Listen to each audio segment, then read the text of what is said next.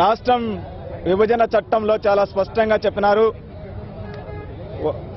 రాష్ట్రం విడిపోయిన తర్వాత 6 నెలల్లో ఉక్కు ఫ్యాక్టరీ ఏర్పాటుకు చర్యలు తీసుకుంటామని. 6 నెలలు పోయినాయి, 18 పోయినాయి, 32 పోయినాయి. కానీ ఇంతవరకు ఒక్క అడుగు కూడా ముందుకు పోయినటువంటి పరిస్థితి కనబడతా ఉన్నది.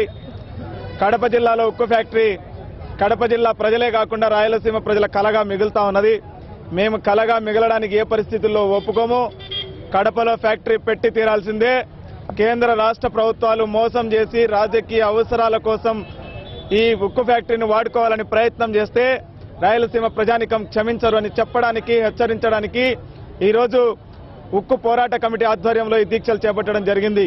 కొన్నిసార్లు ఈ జిల్లాలో ఉక్కు ఫ్యాక్టరీ పెట్టడానికి అనుకూలతలు లేవని, నాణ్యమైన ఐరన్ ఓర్ లేదని లీకేజీ వార్తలు రాయిస్తూ ప్రజల్ని భయాందోళనకు గురి చేస్తున్నటువంటి వైఖరిని కూడా మేము ఖండిస్తా ఉన్నాం. 26 కోట్ల మెట్రిక్ టన్నుల ఐరన్ ఓర్ రాయలసీమలో దొరుకుతుంది. ఈ 26 కోట్ల మెట్రిక్ టన్నులతో 100 సంవత్సరాల పాటు స్టీల్ ప్లాంట్ నడపచ్చు. ఇంతకన్నా ఏం కావాలని చెప్పి మేము అడుగుతా ఉన్నాం. 45 గ్రేడ్ అయితే ఉక్కు తయారు చేయడానికి ఐరన్ ఓర్ సరిపోతుంది.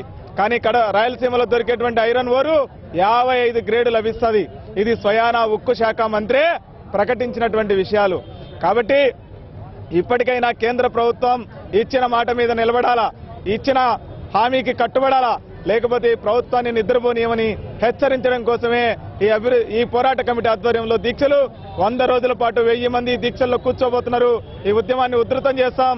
ఈ ఉక్కు ఫ్యాక్టరీ శంకుస్థాపన జరిగేంత వరకు కూడా ఈ దీక్షలు కొనసాగుతాయని చెప్పి హెచ్చరిస్తా ఉన్నాం.